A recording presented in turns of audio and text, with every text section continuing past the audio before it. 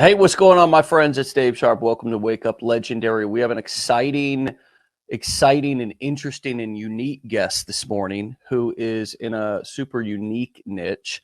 And I couldn't be more excited to welcome Lloyd, the painting coach, to the show. What's up, brother? Hi, Dave. Yeah, thanks for having me. Good morning to everyone, and afternoon or evening, wherever you are in the world watching this. Well, where are you in the world? I'm in South Wales, in the UK. It's very dank and very dreary, so something to brighten up the afternoon. Yeah, it's excited to be here. Excited to get Very sharing. cool, man. And so thanks for taking some time out of your late afternoon to be with us. Of course, it's only 10 a.m. over here on the East Coast of the U.S. So let's jump right in, my man. As you know, we teach kind of the core four ways to sell information online here. You know, courses, coaching, events, or affiliate marketing. You can sell Mhm. somebody's course, coach, or coaching program or event. Um, so how did you get into the painting coaching niche? Would you take us back and tell us a little bit of how you got started in that niche? Were you a painter before you got started? Yeah, sure. So I've been involved in what we'll call the hobby for about 15 years properly, and by properly I mean actively partaking. And I kind of been involved a little bit before that. And now I don't know. I'm at the age in my life where when I move, I make involuntary noises. So that's a long time. I've been involved in the hobby, and essentially to kind of put a bit of context around what I teach. So I teach Yeah. people how to paint small plastic toy soldiers, essentially. Wow. You may have heard, everyone's bound to hear of Dungeons and Dragons. They may have heard of Warhammer, and it's the Warhammer side of things where I focus. So I've been involved in that hobby a long time, and I've always wanted to, outside of that hobby, one of the kind of key things that drives me is I want to be able to help people. I want to be able to be recognized for helping people, and I want to be able to be successful financially through helping people. Hmm. So that's always driven what I've done in my career, and some of the career choices I've made. And this was one of those things that kind of fell into a natural kind of, well, actually, it meets everything. So I wanted to start a YouTube channel for years and years and years. And I actually did, probably about 10 years ago, did one video. It was okay. It was horrendously edited because I was literally just completely self-taught with everything I do. Yeah. Um, By okay, I knew you mean horrendous on that first one. yeah, exactly. So it's not my finest moment, but um, if you don't try, then you'll never have, will you? So it was an important step for me in realizing actually I quite enjoyed the process. And that's one of the things I'll probably talk about later on. Is it's so important that you enjoy the process, because if you don't enjoy the process, then it could be really painful.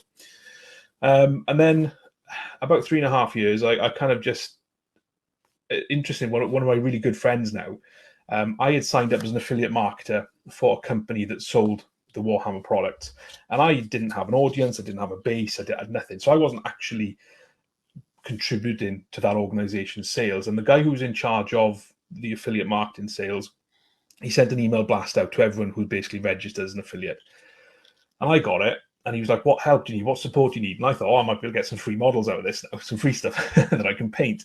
Mm. And then he came back and said, "Yeah, no problem. I'll sell you some stuff." So all of a sudden, I was in a bit of a quandary, kind of scorched earth myself. So, well, I've got to start making some videos then. And he went from there 3.5 years ago. So I've had the channel Wow. that long. So 3.5 years ago. So just so we all get an idea of time, is you've built this hobby business Mm, because you still have your hobby, and yeah. it's kind of important to separate the two. I mean, I'm not saying they don't cross over, but it's been since you started the business side of things, creating content around it. It's been about 3.5 years, you say. Yeah, that's right. Okay. Yeah. And that's the YouTube side of things. So I've been doing that for the sort of 3.5 years. And then TikTok's a fairly new thing that's come out as well. And I've probably had a TikTok account for about 6 months. And I found a way where I can create content that each platform has a different user, different type of user. So it's how you repurpose some of that content. So you're creating fresh type content, but you're not Mm. actually doubling the amount of work you do. So I've had that about 6 months, and that's probably a whistle stop, I guess, of where I'm at and where the business is. Yeah. Well, this is great because one of the challenges are, and I think any new person has when they're trying to jump into um, this new, this new digital economy, doing something bigger than, driving an Uber or something. They want to have a side hustle because they know that in this day and age, if you don't have a side hustle, it's hard to get ahead or it's hard to save. But niche ideas are a challenge when people come in and start looking at real online business models. And the reason why we don't teach personally here at Legendary various e-commerce tactics and stuff is just because those can be somewhat difficult, especially through what we just went through if you need to ship things around the world. So we've all kind of become content creators, and whether you're just profiting from the content itself, are you monetized on YouTube, and are you earning income from just having your videos on YouTube alone? Yeah. So you've monetized your channel, and that's one way. That's one way to earn money on social media, if you will.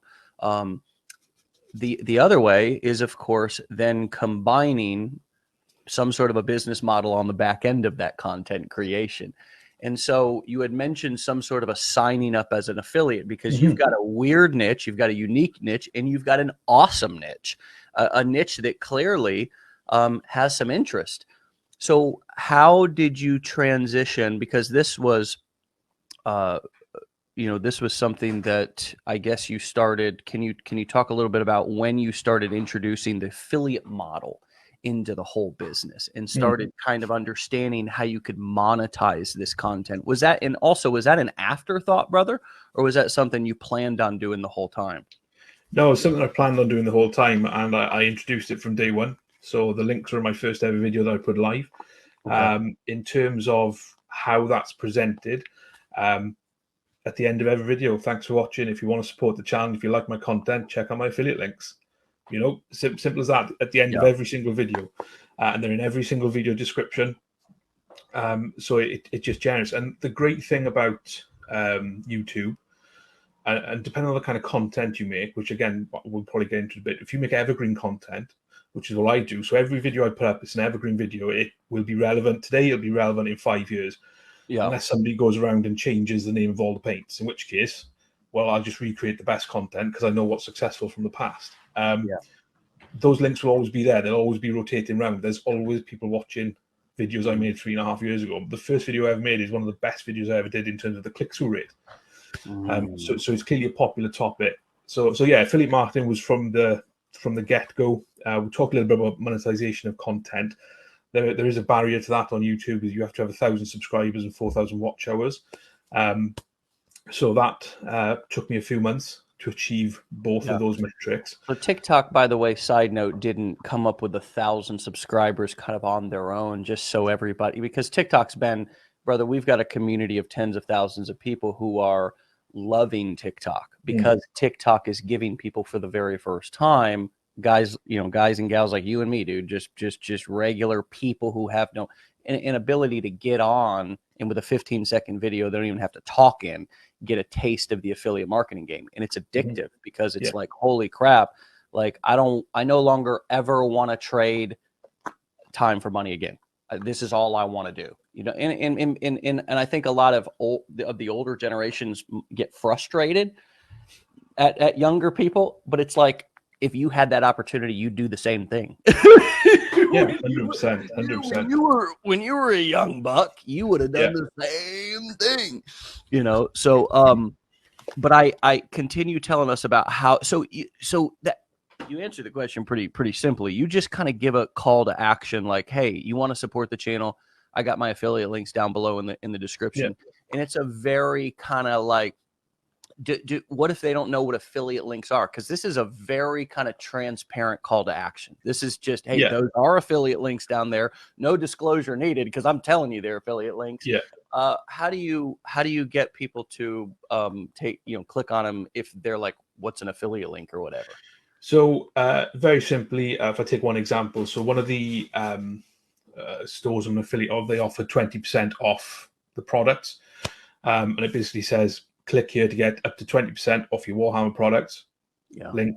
And underneath, I always put a little spiel saying, if you click this link, I get a small kickback, but it doesn't cost you anything additional.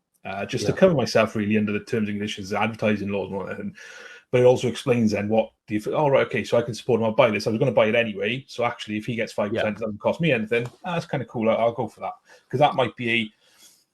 I'm not going to say it's a cheaper way of supporting, because some of these products are quite expensive, especially to a layman looking at who's never seen it before. I think is absolutely crazy, but Yeah. it provides value to somebody, which is why people are willing to pay for it. So I get it. I have a watch collection, and it's well, the same. yeah, Yeah. It's really interesting because you've almost, in a way, you've said, "Hey, I love this with a passion. This makes my life happier. Painting and this hobby and just the whole community around it. Um, let me make some money to support this not a habit, but a hobby that yeah, you enjoy, that brings value to your life." And I do think that a lot of people like underestimate the value that a particular business can contribute to their happiness versus just some number in their bank account. yeah, yeah, 100%. And that's really how, when I won't go into figures and things like that, but certainly when it first starts out, it is literally earning enough money to support your hobby or support what I'm doing. So essentially, I'm hobbying for free. Yeah. It's only after that, then, as it builds up and gathers momentum and grows, that you start to generate, an income that can replace your corporate income. In my case, for example, so it's one of those things that is really exciting to see. And just to kind of go back on what you mentioned, or maybe some of the older generations, they don't get what this is, and it's just that people see content creators and think, oh, it's really easy to do that kind of thing. Yeah, in one sense, it's really easy to do it. But when you're talking about YouTube, you're talking about video production, editing, the hours that go into it, and for somebody might see a 5-minute video, but that's taken me 48, 50, 60 hours to create that 5-minute video. So Well, it is your YouTube videos, I'm sure, are, yeah, because you're filming tiny little things. I mean, you've really evolved your skills, right? Did you yeah, have the video in the digital marketing skills before, or was this no, something that you've also evolved with the business? yeah, it's something I've evolved with it. And people can't believe when I tell them this, but I film all of my tutorials on a Samsung S20 smartphone. So there's no expensive technology used. That was just the easiest thing for me to learn with, and so that's what I go with. Good lighting, really important, but the skills is certainly something I had to learn, and Mm. it's interesting really because the process has changed in terms of how I edit things. The process how I paint things hasn't changed, but how I edit things has changed, and that's driven by trying to get better at being an editor, but also trying to think about what does my audience want. So Mm. this is really important generally. What does my audience want to see in terms of content creation? But in YouTube, it's really important from the point of view of, well, if somebody clicks on my video, that's great, I get a view. But if they then click straight off it because it's not what they want to see, it's not very interesting, well, that's going to tell the YouTube algorithm that's probably not a very good video. So I won't give this video to that person, and I won't give it to people who are like that person because they're not going to like it. So and what I found was I do quite long videos. So some of my early videos are half an hour, 40 minutes, which means you need a good attention span to sit there through them all. And what I found out was my watch time was good because people were watching it, but my actual retention, so how long people were watching for, was fairly low. So it was about 15 to 25%. So what I've tried to do is keep the level of detail in the content, but shorten it. And what I've found is that retention rate is now closer to 50%, which is kind of the sweet spot, really. I mean, don't get me wrong, everyone would love 100% retention rate, Yeah. but Yeah, it's people not who possible. it's not possible. We track our video watch and engagement rates across paid customers on our Wistia videos. So we get those engagement stats from that back end, and it's interesting, man. I mean, Yeah, they have short attention spans. We have short attention spans. I'm talking like I'm not a human. You know what I mean? We have short attention spans. We click on shit and then yeah, we click away, and we got 50 screens open, yeah. and Or you it's, pick your phone up or something like oh, that. you pick your phone up, the Yeah, dog barks, yeah, the kid screams, and you're off, and then you forget what you were even doing. yeah. You're doing something that's I'm going to go out on a limb and say, first of all, congratulations. It's incredible what you've done with your hobby, but also with just this business. And it's creative, Mm, and it's a great example for us.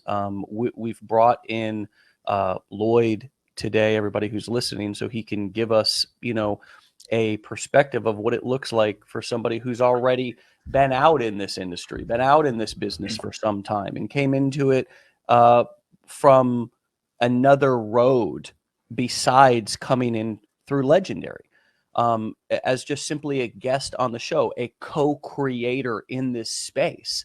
And it's really unique to be able to see somebody turn something that is quite frankly a cash and a time sucking hobby. I know, because I've got a few of them, although I love them. I love them. Fishing and watches, I love them, but they're time and money sucking hobbies. And you found a way to share the passion, but also monetize it. I just find it just so fascinating, and I'm shouting from the rooftops every morning here about this opportunity that we kind of have in front of us. So, how can you talk a little bit to people who are having a hard time seeing the opportunity for what it is? It kind of looks a little bit like a here today, gone tomorrow type of thing. And a great example of that would be like I was screaming, hey, kind of work from home, work online, digital nomad sort of lifestyle since 2011. But I was really just a scam artist until COVID to a lot of people, because they said, well, just get a real job, dude, and stop with all this BS, Yeah. And then during COVID, I became the most popular guy in the world because everybody was stuck at home. And so that was a great way to kind of show people that this thing was here to stay. What's been something along the way in your journey that's been like, this shit is real? Like, this is here to stay, and I'm going to build on this. That's a good question. I'm probably struggling to think of just one thing. Or how I has it suppose, changed your life? Yeah, I mean, just yeah, describe I like think, how your life is different now that yeah, you've got it up and going. Not those first months, or because those always suck, but like now that you've persevered through a bit of it, how is your life different, drastically different, night and day, or even the quality of your life a little bit better? Just so these, folks can understand, not about, because we get so stuck in the mechanics of things, but it's like what this will do for you if you just put in the grind, a little bit of time to learn the skills and then get comfortable with a new tool. Man, it can you mentioned corporate job. Did you transition out of a corporate job? I'm transitioning out of a corporate job. You're transitioning out. Yeah, so that's obviously that's the big carrot, and that's kind of one of the things I set out with. I said I want to do this full time. So what does it mean for that? So for me, it's an amount of money per month that I need to, be able to make to replicate that income. It's also that knowledge that actually, if I can do that working however many hours a week I'm working in the business part time, well, if I was doing it full time, I could probably make twice as much kind of thing. So it's having that, and that's a psychological thing. Yeah. So you talk about when things change. If that makes sense. Because Say that again, because you broke up right there. Right when you so were when like, that, right when you were like, I was ready to roll off your tongue. You were just like, and I was like, when that first Google paycheck hits your bank account, that's when you know it's real. Because until you hit the metrics you need to hit, you're basically doing it for free. You might be getting some affiliate sales through, but they won't be as anywhere near what they'll be in the future, because you're talking to a very small audience. yeah, But as soon as that starts to hit, and I'm just a bit geeky with some things, I track that income every month, so I can see what my growth is year on year, month on month. yeah. So that excites me, because as long as things are going in the right direction, which, I'm very grateful they are at the moment, in terms of the percentage, 30, 40, 50% growth month on month. That's Are you really still saying exciting. that? Yeah. So that's one of those things that really helps drive. When it gets tough, that helps to drive things. Yeah. But also, for me, and another moment is the first time somebody posted on social media and tagged me in the post. So they followed the tutorial I did, and this is the result they got. And they were really happy with it, and they wanted to tell everyone about it. So for me, that's probably the biggest reward you get, is when people Yeah. take your content and are able to it tells me I'm doing a good job because they can follow what's on the screen and they can get a result that they're really happy with and they're really proud of. Yeah, man, that's really, that really crosses over to different industries, dude. That's not just your niche, bro. That's Yeah. every single niche. And the beautiful thing is when you're in the information slash e-learning space, which is, even though you are in the, I don't want to misname, or what is the name? What would you consider your niche? I'd probably call it the Warhammer niche. Okay, the Warhammer niche. Now, Yeah. whether it's the Warhammer niche or whether it is the affiliate marketing niche where we're teaching, there is there is there's so many similarities. There's so many similarities across each one, and you're going to get that positive feedback if you keep at it. Okay, if you keep at it and you put out good, valuable stuff, and you're in your look, I'm not a genius, dude. I'm a ninth grade dropout. I try to listen to people who are a lot richer than me, and I heard a guy named Warren Buffett say, delight the customer. And I just have taken that advice and ran with it. It's like, wow, that really, there's a lot to learn in that. I really, as a man, need to listen and let that sink in, because I got a big ego. And I don't like when people talk to me any type of way. It fires me up, right? Because I think, but that's not delighting the customer. That's delighting my ego. And so when we go out to look to delight the customer, we will get that positive feedback. It's inevitable. And particularly because it's knowledge that we're sharing, it is life-changing to people. They don't, if you put a new set of tires onto somebody's car, they're not going to run back and go, these tires are life-changing. Oh my God, it changed my life. But when you give somebody a piece of information, it's different. It's got a different feel. It's got a different, it lasts longer. It's truly like what I would describe like a valuable or an heirloom or something. It's like somebody that somebody can take and even pass on. And so I have heard, let me say it like this: there's never been a niche that I've seen that hasn't had the possibility to have that type of feedback. And you're right, brother. You combine that with money, because if there's no money with that, it's tough. Let's be honest.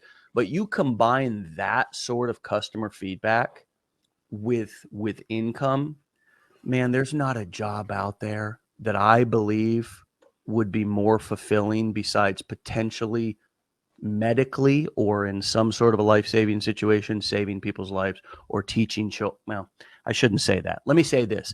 It's freaking fulfilling, man. It's way more fulfilling than I ever thought possible. And you're in the Warhammer niche and you're having the same experience. I find that incredible. Yeah, and you mentioned the V word, valuable and value, and it's about driving that value, and everything that I put out has to have value in it.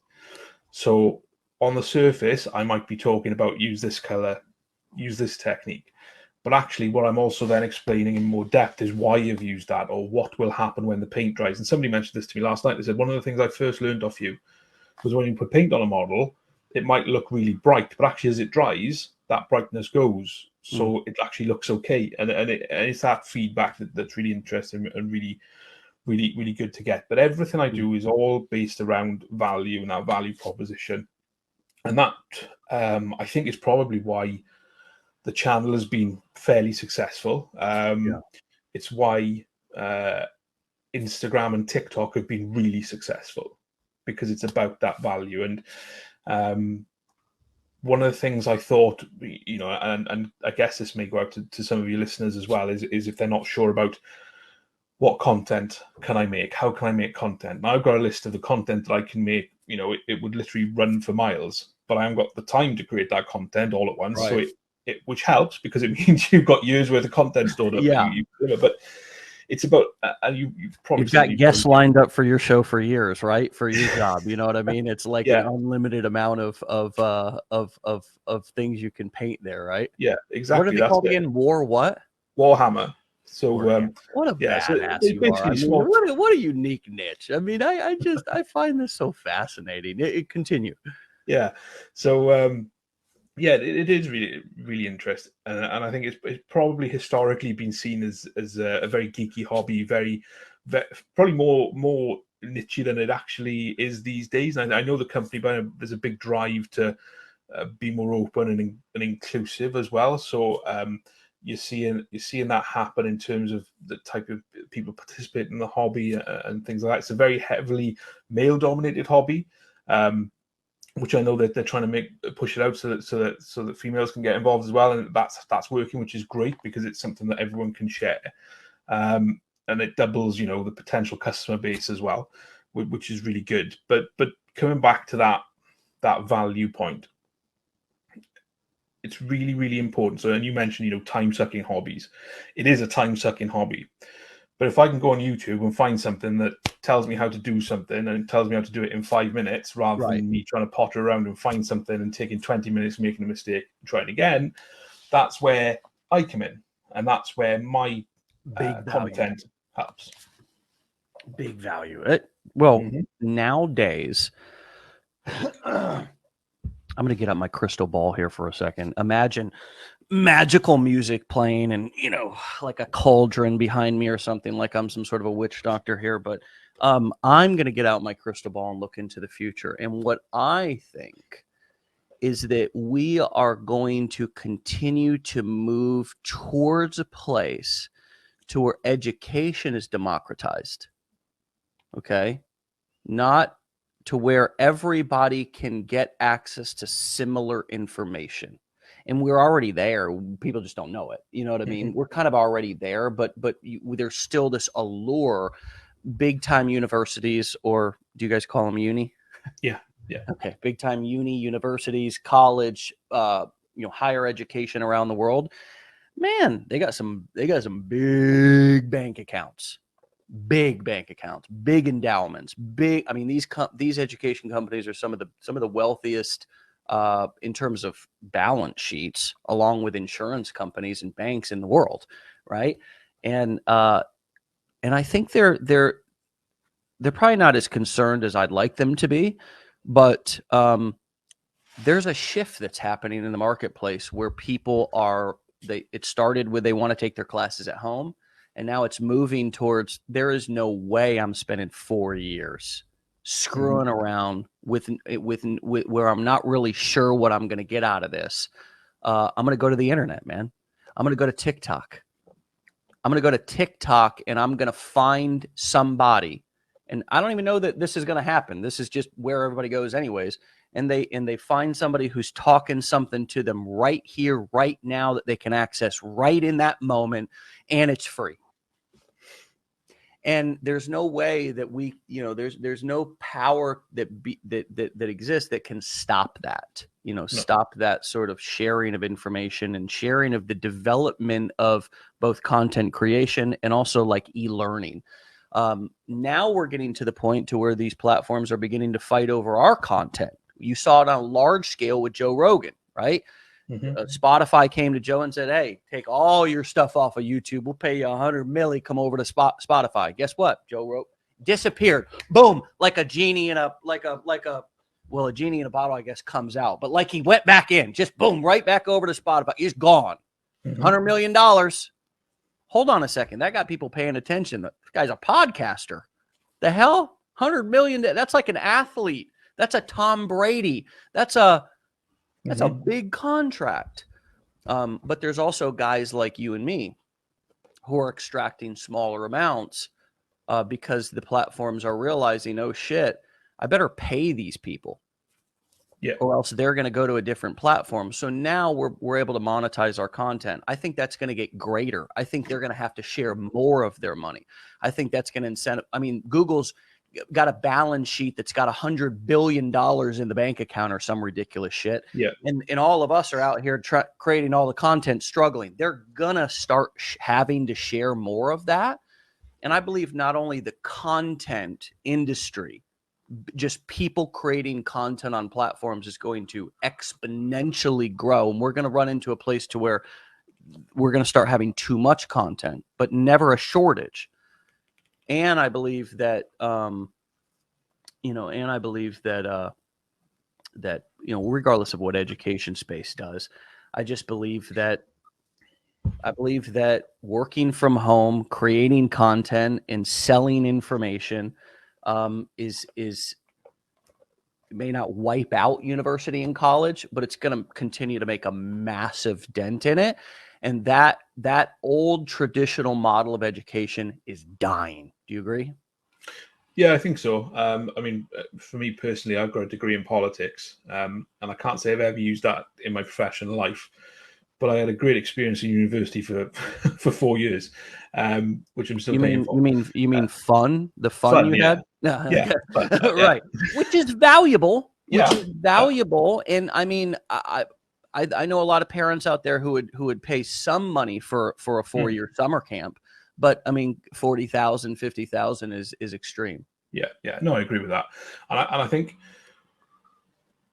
I'm careful what I say now because my partner's watching because she's a teacher, but certainly she had the I respect teachers, by the same. way. I have to We have take a side though. Yeah, we have the same conversation though. It's like, why are we teaching people to do things that they can just pull out their phone and find out? Because 50 years ago, we didn't have that facility, so we taught people how to do it for themselves. Yeah. But we're still, in a way, teaching people skills that are relevant 30, 40 years ago. We're not teaching those skills that are going to be relevant in 5, 10, 15 years time. And that's going to have an impact on industry on the one hand, which is kind of getting a little bit off topic, but coming back to But the content. relevance of information is important. Yeah, And you know what I mean? And that's why I think for a lot, I mean, it's why we exist. It's just simply because, and by the way, my issue is not with like, elementary and that's all. It's the higher yeah, yeah, learning game that's in the preying on the newly adult young children who turn 18, who it's sort of positioned to them as this is your only option, and mm, then they're left with the yeah, $50,000-$100,000 in yeah, student loan debt. And that, in America right now, we've got a big issue with student loan debt and should we forgive it? And it's just, who's arguing? It's the people. And who's sitting back in with $100 billion in their bank? It's the big universities. yeah, There's no accountability for them to actually teach things that people are going to use and be successful with. So yeah, yeah, it's a controversial conversation, but relevance is important, and I think that's a big issue, and that's one of the things that we deliver in the yeah, real time internet spaces is that relevance. yeah. And I think that relevance can come back to value as well. And you talked about there would be a lot more content in the future. There will be a lot more content in the future. But if you think what TikTok was when it first started, it was silly dances, lip syncing, that kind Yeah, of thing. There wasn't a huge amount of value in it. Whereas moving forward, we're starting to see that value add now. So, for example, I saw Excel shortcuts. Somebody showing you how to do shortcuts in Excel, and actually, I was like, well, that's going to be quite useful for work, so I'll follow that sure. page. Yeah, So and in terms of what I put onto TikTok, it's all about what's the pain point, or it might be how to paint red. Fine. Here's a minute video about how you paint red. Great. mm, How do you paint? So do you know when we talk about content put out there, it's making it relevant, but actually it's actually solving some of those pain points your consumers, your followers, your customers might have, but it's solving it really quickly and in a short form content. And what's really interesting about the short form content space is YouTube trialed all this last year with short form content, and they just got serious about it. They're now putting big money into paying short content creators. They have put a new threshold, qualifying threshold in. So if you've got, I think it's like 10 million short views over a month, you qualify for monetization. So it's a direct challenge to TikTok to say, hey, you better start paying your guys better because we are going to be paying them much better straight off the bat. So that'll be an interesting development as well on how yeah. TikTok respond to what YouTube are doing in the short content space. Great point. And just to reiterate that, the you all may not realize this right now, but almost every single thing that happens on the internet has some sort of a financial agenda. which means that there's often, the reason why I say that is because there's often money to be got, even by you. A lot of people don't realize that there's a large percentage of things that are sold on Amazon just by third-party sellers, people like you and me. It's not all Amazon. Amazon doesn't buy and stock all this stuff. Amazon is essentially almost like an affiliate marketer in the sense that they play the middleman in many of their transactions, but they warehouse a lot of the product too. But YouTube specifically could not be YouTube without us. And so right now, as you just said, they're paying people on shorts, and that whatever million or 10 million views that you got to hit, that's going to come down. The prices are going to go up and the qualifications are going to go down. That's capitalism. That's why capitalism is good for you, is because those people are now going to be competing for your content, and they'll be paying more. The qualifications will be less to get the money. And if you don't like the terms, you can really focus on a different platform. And the choices, I almost think a lot of us who are getting started in e-learning and digital marketing, content creation, have too many choices. How do you avoid, or did you avoid when you got started, shiny object syndrome and, just getting pulled into a million different directions and never really getting started down your path of especially getting through that first month or three where you're getting basically tumbleweeds within your channel. There's no activity. How did you stay focused and not sort of veer off into something else? I just looked around and looked around. So the reason I picked YouTube was because it's not only obviously the biggest video content site in the world, which is what I'm producing, but it's something like the second or third biggest search engine in the world as well. So, and people go there to find out how to do things. Well, I'm showing people how to do something, so I want to post my how to do content on the biggest how to do platform in the world. And that's when you're choosing where to put it. That's one of the things to really consider is going somewhere where your audience already is, because the audience is already there. And I know the audience was already there because there were other similar channels producing similar types of content, which I was watching, which I was subscribed to. So you know that the audience is there. So, well, let's go to that place, because that straight away makes it a little bit easier than trying to build something out of nothing. Yeah. Use the tools that are already out there. And the existing examples. Really. Sorry? The existing examples. Yeah, the existing examples. Yeah, that's it. And YouTube have done all the hard work for you.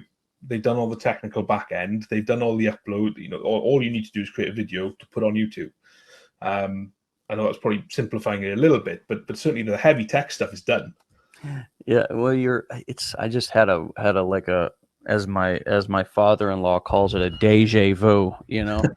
He's from New Jersey, but golly, man, wow. Talking about upload videos to YouTube, man. I was talking about this 10 years ago, dude.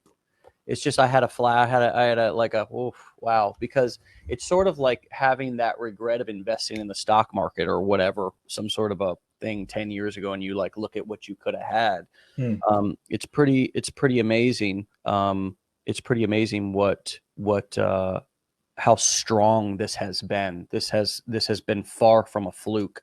Not only has this kind of digital business model and content creation become a legitimate source of income and probably one of the most desired jobs in the world, but the companies who host all our platform have all our content have also become the most powerful companies in the world. Yeah. And yet still some people and yet still as a society, it's hard for us to understand, and it's hard for us to really truly look at these business models as legitimate. They're certainly not really taught in college. What's your thoughts on that? I mean, especially having a wife or a partner as a teacher. What is your thoughts on kind of all that about digital marketing and content creation, and then what is, I guess for somebody who's new, who's listening, what could you share with them that would, in terms of your opinion about where this is going? Is this opportunity going away? Is this opportunity going to be regulated? Is there anything that they should be afraid of? Similar to, well, with your corporate job, a couple of things you should be afraid of is getting fired, getting fired. Wait, getting fired, right? Because then all your hard work's just gone. Yeah. You know what I mean? Yeah. That would be one concern. Do you have any major concerns, or about this, or does what you've already seen as far as this being producing the results, is this I'm all in? I'm going all in on this, and I'm quitting my job, and I'm not looking back. Yeah, I think so. Definitely all in, and it is a really interesting question from a point of view of I guess that has two types of answer. The first answer is from a practicality point of view, and do I think YouTube's going anywhere? No. Do I think YouTube will change the way it works in the future, and will certain types of video be less popular? Yeah, 100%. That's life. The psychological aspect of it is you got to have that self-belief when you're just toiling away, not doing anything, and not getting anything coming in. You've got to have that resilience to sit down and edit a video when you're not feeling it, and when you don't necessarily want to do it, to push through that sometimes. So there's the two aspects to it, and I think YouTube will always be there for and it's the king of long form content, and there will always be a market for long form content. Because, as you say, people are now going to YouTube to find out how to do something. If I want to learn how to change a tire, well, I know how to change a tire, but I would go to YouTube. How do I change a tire on my car? If I want to learn how to cook something, the first place I'm going to go is YouTube, and I will watch somebody cook something, and I will replicate that in the kitchen. And that's the way things are kind of moving. What I would say to folks who are thinking, oh, I'm going to get into content creation because I see these YouTubers making, millions of dollars or pounds every year, and they seem to just do a couple of videos a week, and I can do that. It's not like that. It's hard, it's tough, and they are the top 0.01% of YouTubers. So you have got a very slim chance of achieving that. What you need to do is think, what do I want to get from me and myself? How much do I need to earn from YouTube or affiliate marketing? What's a comfortable figure? Because when you've got something to aim for, you'll know when you've hit it. If you haven't got anything to aim for, how do you know you've got there? So it's really important to have those realistic conversations with yourself. And when you're just starting out, you have got the enthusiasm drug. And the enthusiasm drug is fantastic because it will push you and it'll get you started and it'll drive you on. But once that enthusiasm drug wears off, you will crash hard unless you've got something to back you up. And when I talk about what that backup is, it's mission, vision, and values. What's your mission? What are you trying to achieve? What are you trying to drive? What's your vision? How are you going to do this? Then what are your personal values? And what are you putting out into the world in terms of how you interact with your subscribers? So as an example, I've got 61,000 subscribers on YouTube. Every time somebody leaves a comment on one of my videos, I personally respond to that comment. Now, that could get very, very boring very quickly, but it's the personal touch amongst the sea of 61,000 people.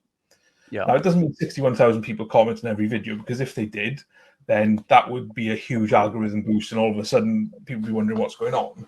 But it's maintaining that personal touch as the growth of the channel continues. So yeah, when you're just starting out, you need to know why you're doing it. You need to know what you're aiming for.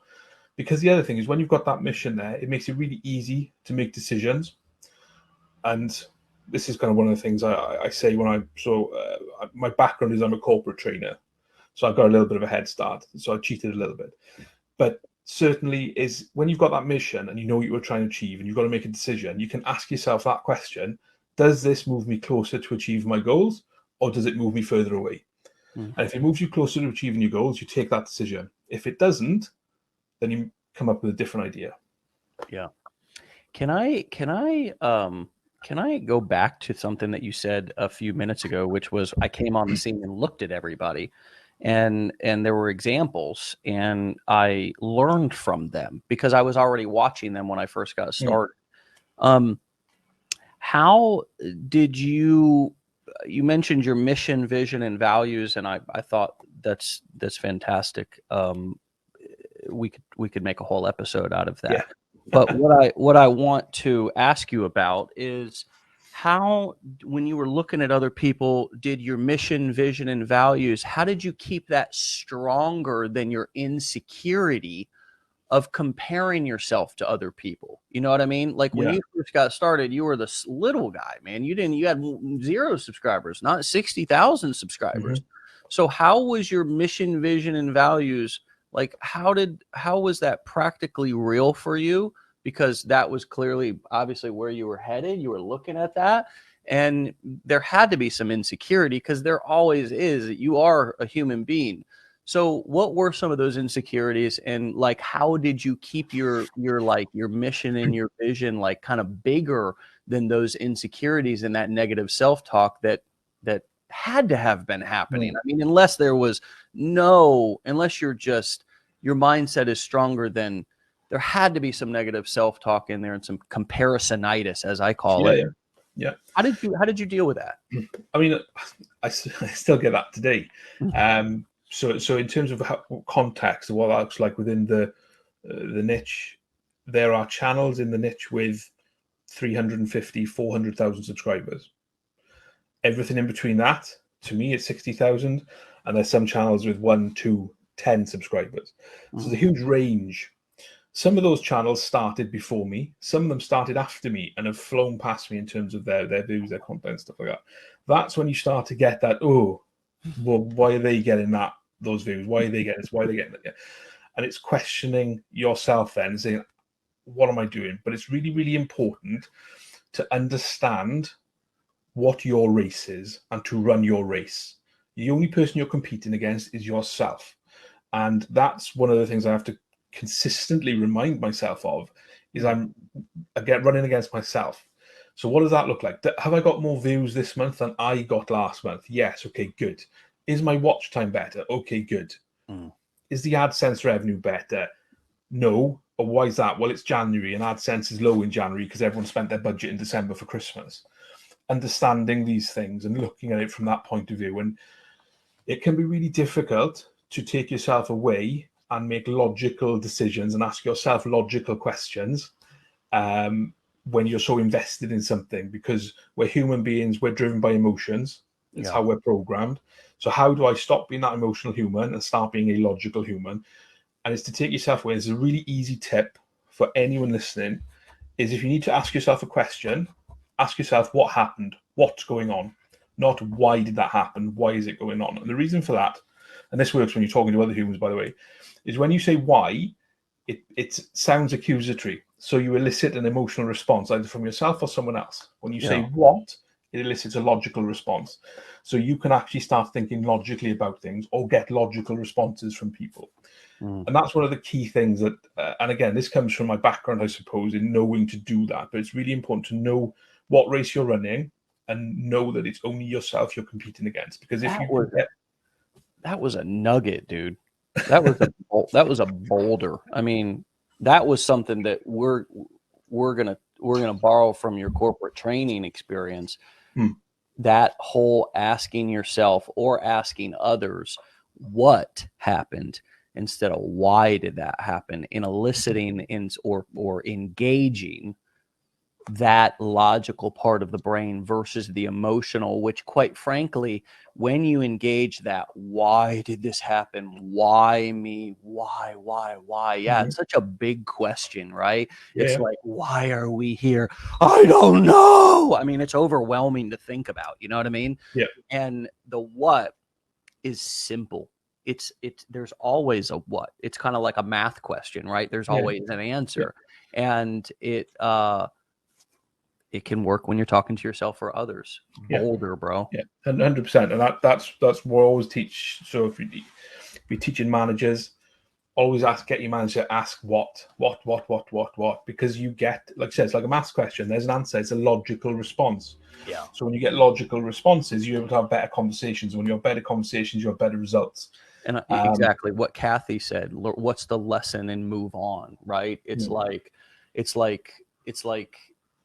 yeah, just like you're sitting here looking at your own stats and competing against yourself month after month, you're narrowing your focus to not trying to look at everybody or everything or even understand everything, but just track your results, stay focused on yourself.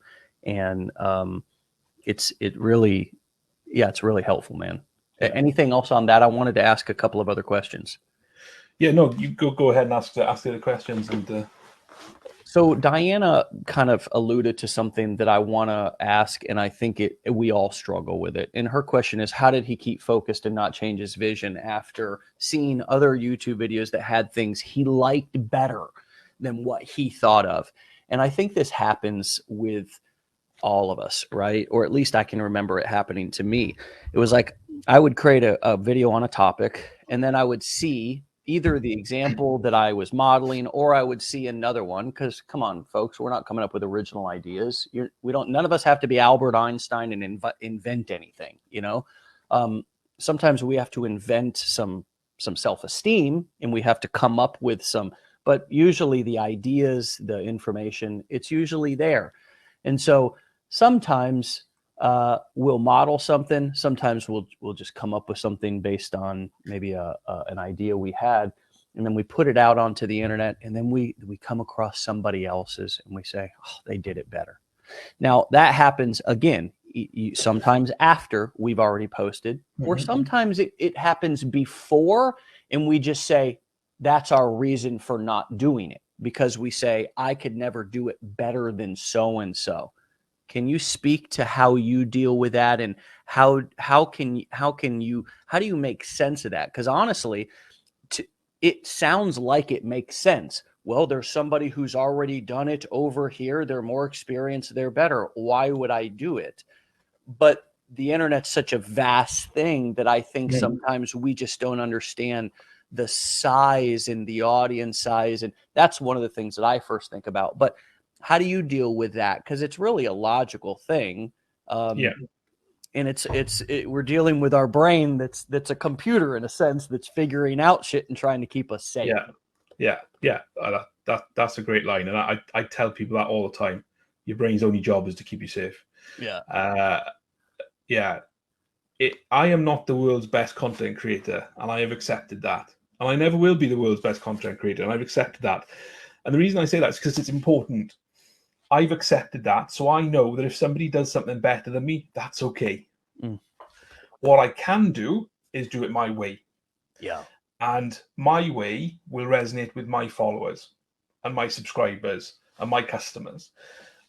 And it's about you, and it's about who you are. And I don't know, tell me if you're wrong, but if we're humans, and the way we communicated for hundreds of years through telling stories. And everyone's got a unique story. So how do you build your unique story into how you promote whatever it is you're talking about? Because somebody may have done exactly the same thing, and it may have bells and whistles and look sexy as hell, but there's no humanity behind it. And you just get lost in that new shiny thing versus like, well, what's the actual message here? So I think that's really important, is like, who am I? What's my story? And how can I make this unique to me? Because there will be people out there who resonate with it. And with that being said, it's really important, and I don't want this to come across as harsh, but don't use that as an excuse not to do something, especially if it's something you love and something you're passionate about, because your love and passion will come through when you create that content. And no matter where you go, well said. And no matter where you go, there's going to be somebody that's already there, or somebody that's already done. I mean, you're not finding new land. You're not going to find a new place where there's no people already doing stuff on Earth. You might on Mars. You can get with Elon Musk. He wants to go to Mars, and you can go there and be the first to come up with something. But on planet Earth, every job you have, there's going to be somebody already there doing it who's better than you. No matter what business you start, there's going to be somebody already there who's better at it than you. And so sometimes it's also helpful to play the tape all the way through. This was a thing I learned in recovery, coming off of opiates, heroin back in 2008, was play the tape all the way through. Don't just think about this moment, which this moment might be like, oh, life is really stressful, I want to go get high, right? And it's like, well, play the tape all the way through. Where's that going to lead to when you run out of money and all that? That's an example of what playing the tape all the way through. Yeah. The same thing could be true in this business or this entrepreneurship. It's like, yeah, I could come up and say there's people already doing similar things as I'm doing, similar topics, and I might say, oh, well, I don't want to do that. There's already people who are doing it better. Well, the alternative is I'm going to go get a job and somebody's going to sit over and tell me how to do that job. So it's like pick your path and play the tape all the way through. And I really also like is it moving closer or is it moving further away? Because, if it's not moving you closer and it's moving you further away from your goal, then, you should say no to it, but that's a very difficult thing to do. That's it, because we manipulate ourselves like a son of a gun. And our brains are really, that's why I think entrepreneurship, I mentioned a few moments ago, hey, what do you think is out there? What Death Stars might exist out there for the internet marketing world? And the Death Stars, I think, are right here. Yeah. For each individual person, the biggest thing that's going to take you out, that's going to take me out, is right here. And I've done it so many times, but I see entrepreneurs doing it all the time where they just abandon projects. They just abandon businesses. They'll work for something for a little bit of time, learning it or getting started, but the pressure or the comparisonitis or the internal insecurities, the limiting beliefs that oftentimes we got from somebody else growing up, they're not even ours, and we're just not aware that they're still there. Those things come into play, and those are the things that stop us. It's not capability, it's not potential, it's not any of that. It's most of the stuff is a learned skill. Even talking in front of cameras, because dude, I used to suck.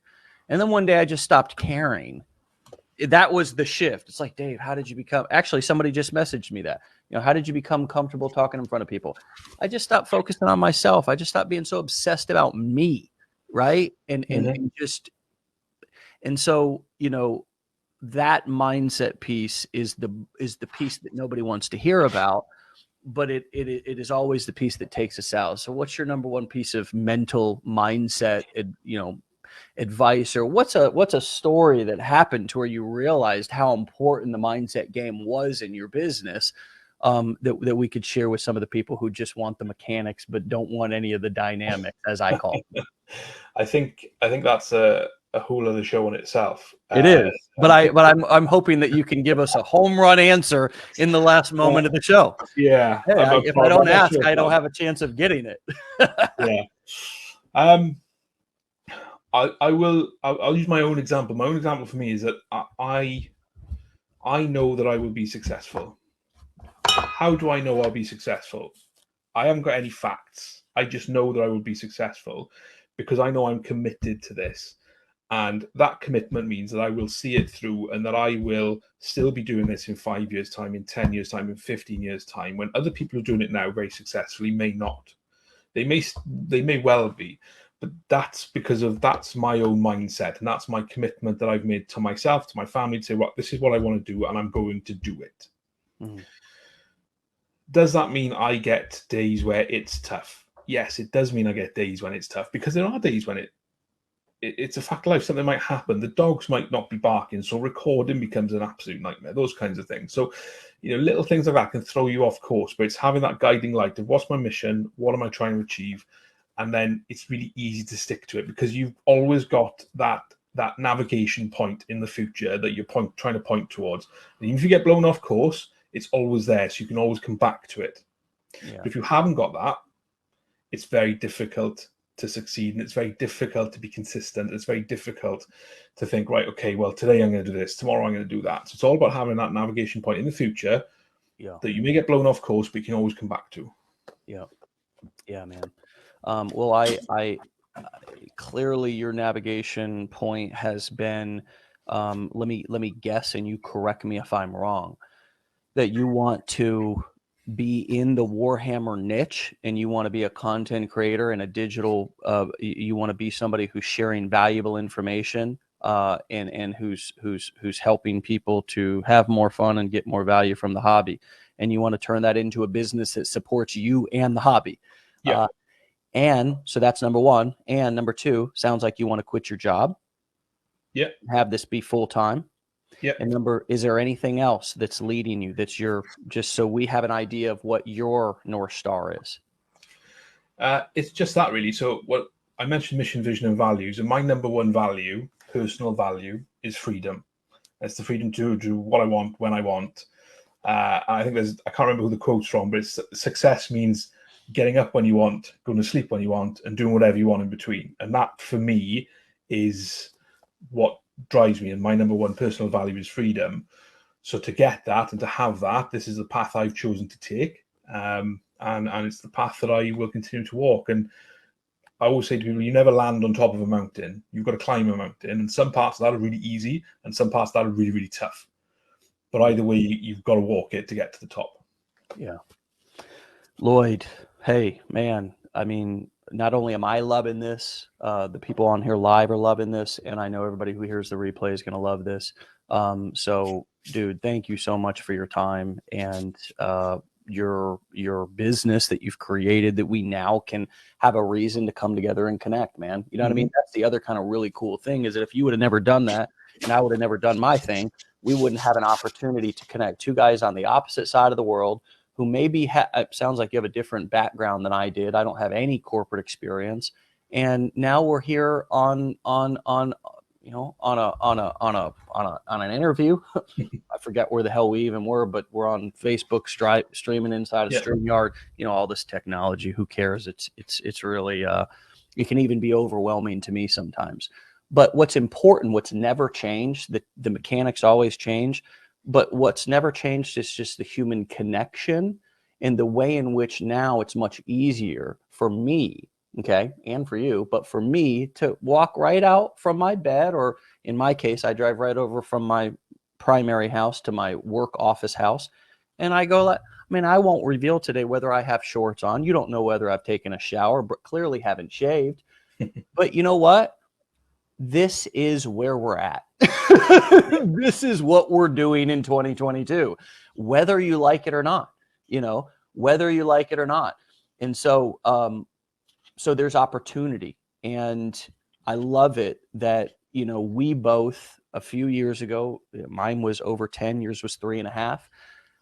Two different sides of the world said, hey, I want to get involved in this, and two even different niches, because I didn't start out, I've never done a Warhammer painted one or collected one, but because of this digital kind of creation and digital marketing model that we're using, we get to talk and connect and share ideas. And so, it's not only money, it's not only freedom, but it's also connection with like-minded people. And I think that's a really undervalued benefit. It's not talked about a lot, but this industry has allowed me to shift my entire friend circle away from people that I didn't have a lot in common with and was wondering what was wrong with me. Why don't, these people want different things? And I was able to find my people, my tribe. And now I can get what I need in terms of my work and passion. And I have to, and then I get to go back, and I don't have to make my wife listen to all my marketing shit, or I don't have to, which she's more open to it now. At first she was like, what the hell are you doing 12 years ago? We got bills to pay, but this hobby's connected me with people around the world that I would have never dreamed of, man. And now I have friends and relationships that are lifelong bonds, people who, if they called, I'd be there in a heartbeat, and people who I know if I called them, they'd do the same. And so it was great to connect with you, brother. And thanks for doing what you did 3 and some years and some change to get started with this. And I know it's been fun, and it's becoming more profitable for you, but it's an inspiration for us in our community. So I appreciate your time. Yeah, no, I appreciate you having me on. It's been fun. Yeah, well, maybe you could come back in some time when you hit 100,000 subscribers or whatever, and share more lessons with us, share more value with us, and we'll continue to keep this replay live. So anybody who wants to go and follow you can do that as well. Yeah, awesome. All right, Lloyd. Thanks, brother. I appreciate your time, man. Cheers. Thank you very much. All right. Cheers. Thanks.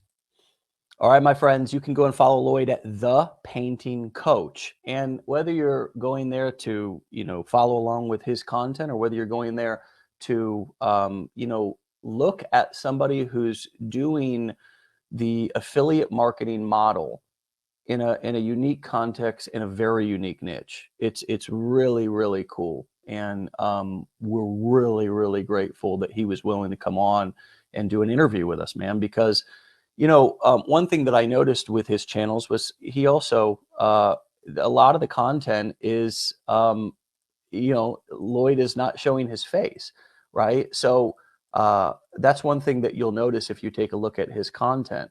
And so a lot of times with content creators who don't show their face, they're more focused on the activity. You don't always get to hear their thoughts, so it's a real blessing and a pleasure to have somebody like him on, to where we can hear the backstory. All right, my friends, we'll be back tomorrow for